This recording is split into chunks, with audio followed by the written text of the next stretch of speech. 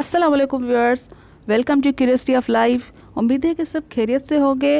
मेरा नाम है ज़रीन गुल सुमरो और आज का हमारा टॉपिक है एंथोसिरोटॉप्सिडा, जो ब्रायोफाइट सीरीज़ का थर्ड पार्ट है। एंथोसिरोटॉप्सिडा ब्रायोफाइट्स की एक क्लास है जिसको हम हॉर्नवर्ड्स भी कहते हैं, क्योंकि इसके वर्ड से शो रहा है हॉर्न वर्ड, यानी हॉर्न की तरह दिखने वाले स्मॉल प्लांट्स। इसकी बॉडी को हम कहते हैं थैलस। इसके वेंट्रल साइड रेजवाइट्स मौजूद होती हैं जो यूनिसेल्युलर होती हैं और अनब्रांच्ड होती हैं। इसके अंदर सिर्फ स्मूथ वॉल्ड रेजवाइट्स मौजूद होती हैं, जबकि लिवर वर्ट में हम लोगों ने पढ़ा था कि इसके अंदर स्मूथ वॉल्ड और ट्यूबरकुलेटेड दोनों टाइप्स की रेजवाइट्स मौजूद होती हैं। इसके अंदर मिडरिब जो होती है वो एब्सेंट होती है और इसकी बॉडी प्रोस्टेट होती है। प्रोस्टेट का मतलब है कि ज़मीन के सतह के साथ चिपकी हुई होती है।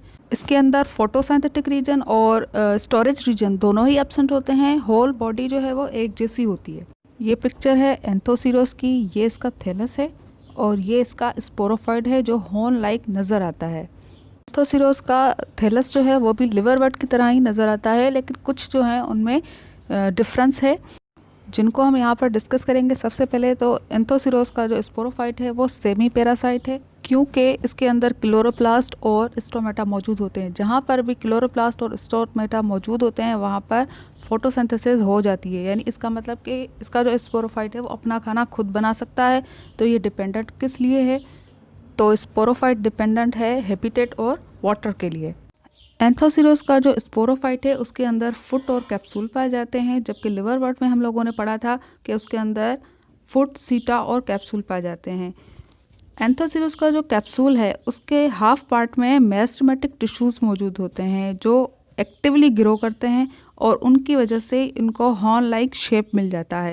ओवरऑल इसकी जो बॉडी है वो पेरेंट काइमेटस सेल्स की बनी हुई होती है और ये डाइकोटोमसली ब्रांच्ड होती है। डाइकोटोमसली का मतलब है कि एक ही जगह से, एक प्लांट में से दो ब्रांच निकल रही हों, जैसे आप इस पिक्चर में देख सकते हैं। अब हम स्टडी करेंगे एंथोसिरोस की मॉर्फोलॉजी और एनाटॉमी। मॉर्फोलॉजिकली एंथोसिरोस की जो गेमेटोफाइटिक प्लांट बॉडी है वो इस तरह से नज़र आती है। ये इसका गेमेटोफाइट है और ये है स्पोरोफाइट। यहाँ पर बनते हैं स्पोर्स। यहाँ पर आप एक चीज़ नोटिस कर सकते हैं कि जिस तरह से लिवर वर्ट में मेल और फीमेल थैलस मौजूद थे, उस तरीके से यहाँ पर कोई मेल और फीमेल थैलस जो है वो शो नहीं हो रहा। इसका मतलब ये है कि एंथोसिरोस के अंदर मेल और फीमेल सेक्स ऑर्गन जो होते हैं वो उसकी बॉडी में एम्बीडेड होते हैं, यानी कि दबे हुए होते हैं उसके थैलस के अंदर। आगे चलकर हम उसको सेल्यूलर लेवल पर स्टडी करेंगे। एनाटॉमिकली एंथोसिरोस इस तरह से नज़र आते हैं। ये है अपर एपिडर्मिस और ये है लोअर एपिडर्मिस। पूरा थैलस जो है वो पेरेंट काइमेटस सेल्स से बना हुआ होता है और उनके अंदर क्लोरोप्लास्ट भी मौजूद होता है। सेल्स के अंदर जब ब्रेक डाउन होता है तो वहाँ पर बन जाती हैं कैविटीज़, जिनको हम कहते हैं म्यूसिलेज कैविटी।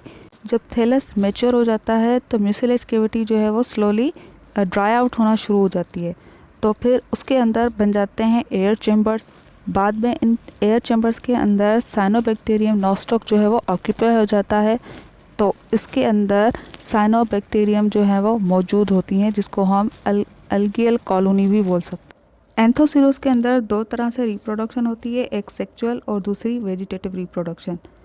वेजिटेटिव रिप्रोडक्शन फिर 4 टाइप्स से होती है, by fragmentation, by tubers, by gemmae और बाय ग्रोइंग अपेक्स। तो सबसे पहले फोकस करते हैं वेजिटेटिव रिप्रोडक्शन किस तरह से होती है, क्योंकि सेक्सुअल रिप्रोडक्शन जो है उसका काफ़ी लंबा प्रोसेस है, तो उसको डीपली समझेंगे। वेजिटेटिव रिप्रोडक्शन को इजी करने के लिए बस इतना समझ लीजिए कि थैलस जो है उसका कोई एक पार्ट जो है वो ज़मीन पे गिरता है और एक नया थैलस बना लेता है। सबसे पहले है बाय फ्रेगमेंटेशन, जिसको हम by death and decay of the thallus भी कह सकते हैं। इसके अंदर क्या होता है, थैलस जो है वो सड़ना शुरू कर देता है। उसका जो नीचे वाला पार्ट है ये पूरा सड़ना शुरू कर देता है और उसके बाद रह जाती हैं बाकी टिप्स। अब इनमें से हर एक टिप जो है वो जब ज़मीन पे गिरेगी, ज़मीन पे इनको जब फेवरेबल कंडीशंस मिलेंगी तो वहाँ एक न्यू प्लांट बना देंगी। सेकंड है बाय ट्यूबर्स। इसके अंदर क्या होता है कि थैलस की जो टिप्स हैं उसमें सेल्स मिलकर ये ट्यूबर्स बनाते हैं और ये ट्यूबर्स जहाँ पर भी गिरते हैं वहाँ पर एक न्यू प्लांट ग्रो करते हैं। थर्ड है बाय गेमा। एंथोसिरोस की कुछ ही स्पीशीज़ में बाय गेमा रिप्रोडक्शन होती है। इसमें सिंपली क्या होता है, गेमा कप्स जो हैं वो थैलस से अलग होकर जब कहीं पर गिर जाते हैं तो वहाँ पर एक न्यू प्लांट ग्रो करते हैं। फोर्थ है बाय ग्रोइंग अपेक्स। इस पिक्चर में जिस तरह से आप देख सकते हैं कि थैलस के ऊपर उसी के जैसे दूसरी एडवांटेजेस ब्रांचेस जो हैं वो निकल आई हैं। ये ब्रांचेस जब भी किसी फेवरेबल कंडीशन में गिरेंगी सॉइल पे तो एक न्यू प्लांट ग्रो करेंगी, एक न्यू थैलस बनाएंगी। आइए अब देखते हैं इसके अंदर सेक्सुअल रिप्रोडक्शन किस तरह से होती है। सबसे पहले देखते हैं कि एंथरडियम की डेवलपमेंट किस तरह से होती है, जो एक मेल सेक्स ऑर्गन है। सबसे पहले थैलस का जो डोर्सल सरफेस है वहाँ पर जो सुपरफिशियल सेल्स हैं वहाँ पर एक सेल जो है वो एक्टिवली डिवाइड होना शुरू करता है और उसके अंदर होती है पेरिक्लाइनल डिवीज़न। पेरिक्लाइनल डिवीज़न इस तरह की डिवीज़न को कहते हैं। यहाँ से ये डिवाइड हो गया और अब इसके अंदर बन गई हैं दो सेल्स। इनमें से एक को कहेंगे रूफ इनिशियल सेल और इसको कहेंगे एंथर्डियल इनिशियल सेल। बाद में इन दोनों के बीच में बनेगी म्यूसिलेज कैविटी। अब एंथर्डियल इनिशियल सेल या फिर उसको हम एंथर्डियल चैम्बर भी कह सकते हैं, उसके अंदर होगी एंटी पेरिक्लाइनल डिवीज़न जो इस तरह से होती है। अब दोबारा होगी पेरिक्लाइनल और एंटीक्लाइनल डिवीज़न और यहाँ पर इस स्टेज को हम बोलेंगे ऑक्टेंट। नीचे जो बन रहे हैं मल्टी सेल्युलर स्टॉक बन रही है और ऊपर बन रहे हैं एंथर्डियल सेल। अब दोबारा यहाँ पर होगी पेरिक्लाइनल डिवीज़न जिसमें से बनेंगे 4 एंड्रोगोनियल सेल्स जो आगे चलकर डिवाइड होंगे और बनाएंगे एंड्रोसाइट्स जिसको हम स्पर्मेटोसाइट्स भी कहते हैं। उनके अंदर फिर होगी मियोसिस और बनाएंगे एंथ्रोजॉइड्स या फिर उसको हम स्पर्म्स भी कह सकते हैं। अब देखते हैं आर्चिगोनियम किस तरह डेवलप होता है। इसके अंदर भी एंथर्डियम की तरह जो है थैलस का जो डोर्सल साइड है उसके जो एपिकल सेल्स होते हैं यानी कि टॉप पे जो उसके सुपरफिशियल सेल्स होते हैं उसके एक सेल में डिवीज़न स्टार्ट हो जाती है और सबसे पहले जो होती है वहाँ पर वर्टिकल डिवीज़न होती है जिसके अंदर जैकेट इनिशियल सेल्स बनते हैं और प्राइमरी एक्सिल सेल बनते हैं। उसके बाद प्राइमरी एक्सिल सेल जो है वो आउटर सेल बनाते हैं और इनर सेल्स बनाते हैं। इनर सेल्स को हम सेंट्रल सेल्स भी कह सकते हैं जो कि कवर सेल्स बनाते हैं और प्राइमरी नेक कैनाल सेल्स बनाते हैं और प्राइमरी वेंट्रल कैनाल सेल्स बनाते हैं। फाइनली कवर सेल्स डिवाइड हो जाते हैं और नेक कैनाल सेल्स जो है वो कंप्लीट नेक बना लेता है और वेंट्रल कैनाल सेल्स जो है वो फाइनली एक सेल बना लेता है। अब यहाँ पर जो म्यूसिलेज सब्सटेंस है वो अट्रैक्ट करता है एंथ्रोजॉइड्स को और वो जो है वो आकर एक के साथ फ्यूज़ हो जाते हैं, फर्टिलाइजेशन होती है और उसके बाद ज़ायगोट बन जाता है। आइए अब देखते हैं स्पोरोफाइट की डेवलपमेंट किस तरह से होती है। ये है ज़ायगोट जो फिजन के बाद बना था और ये है फर्स्ट सेल ऑफ स्पोरोफाइट।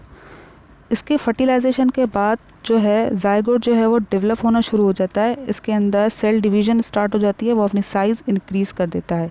सबसे पहले इसके अंदर वर्टिकल डिवीज़न होती है और फिर ट्रांसफर डिवीज़न होती है। इन 4 सेल्स को कहा जाता है क्वाड्रेट सेल्स। ये डिवाइड होंगे और बनाएंगे 8 सेल्स। अब यहाँ पर 4 अपर सेल्स कैप्सूल बनाएंगे और 4 लोअर सेल्स फुट बनाएंगे। इसके कैप्सूल को हम अपर टायर और लोअर टायर में डिवाइड करेंगे। अपर टायर एम्फीथीसियम बनाएगा और लोअर टायर एंडोथीसियम बनाएगा। एंडोथीसियम जो है वो कोलोमेला बनाएगा जो 16 वर्टिकल रोज हैं जो मैकेनिकल सपोर्ट देता है स्पोरोफाइट को और हेल्प करता है वाटर एब्जॉर्प्शन में। जबकि एम्फीथीसियम जो है वो इनिशियल आउटर जैकेट बनाएगा और इनर आर्ची स्पोरियम बनाएगा। आउटर जैकेट कैप्सूल वॉल बनाएगा जहाँ पर स्टोमेटा और क्लोरोप्लास्ट भी मौजूद होंगे और वहाँ पर फोटोसिंथेसिस होगी। जबकि इनर स्पोरेंजियम सेल्स जो हैं वो आर्ची स्पोरियम बनाएंगे। आर्ची स्पोरियम जो है वो 2 टाइप्स के सेल्स बनाएगा, एक इलेक्ट्रो मदर सेल्स बनाएगा, दूसरा स्पोर मदर सेल्स बनाएगा। स्पोर मदर सेल्स स्पोर प्रेट्रेट बनाएंगे और इलेक्ट्रो मदर सेल्स फॉल्स यानी सूडो इलेटर्स बनाएंगे।